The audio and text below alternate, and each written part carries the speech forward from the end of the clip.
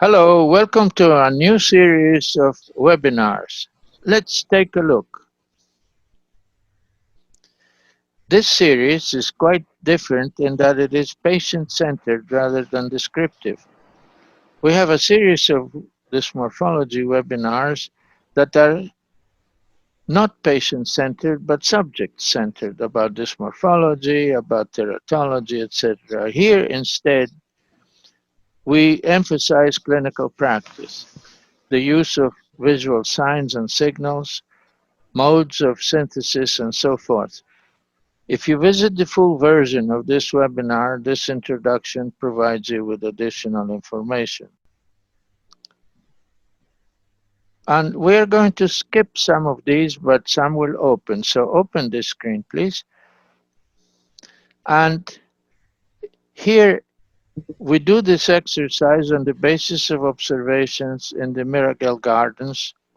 And the reason is that they are decorated by a series of short stature individuals. And supposedly, I have difficulty diagnosing what kind of a short stature syndrome they have. And in addition, I observe signs of a different disorder. It is sort of obnoxious to think that a patient has two disorders. That's quite exotic. So a differential diagnosis here is of quite major importance. And one of the possible conclusions is that perhaps the Mirabell dwarfs represent one new entity thus far not stressed enough or not identified at all.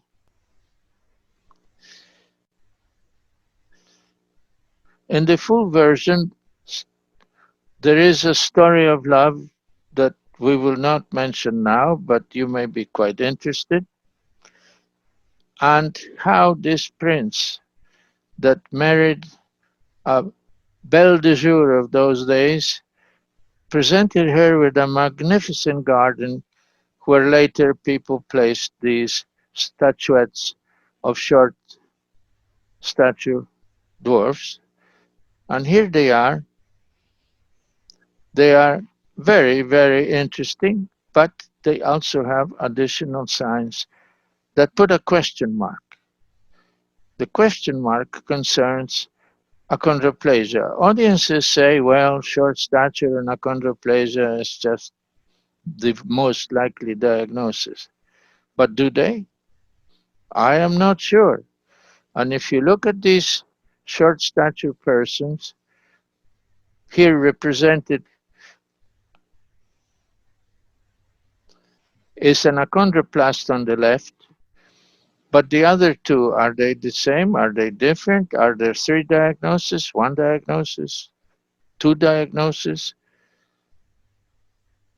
That is for us to decide through a differential diagnosis process. And we mentioned that there are other signs. What are these other signs? They are illustrated here, for instance, in this big lump or tumor on the forehead. What is the signal of this sign?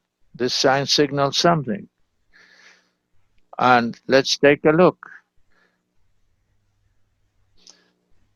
The diagnosis of achondroplasia, in my mind, and that's a personal judgment, is questionable.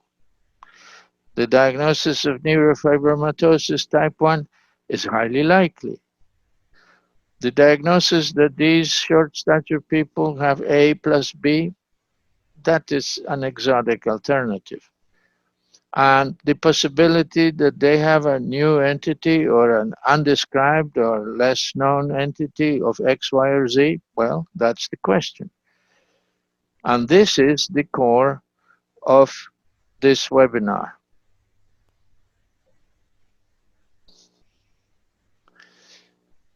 And because the question is difficult, the resolution of it requires a companion webinar, a second part. So please watch the first part, and I hope you be convinced to continue viewing in the second part. And until then, accept my very best wishes, and I hope to See you visit our website soon. Goodbye.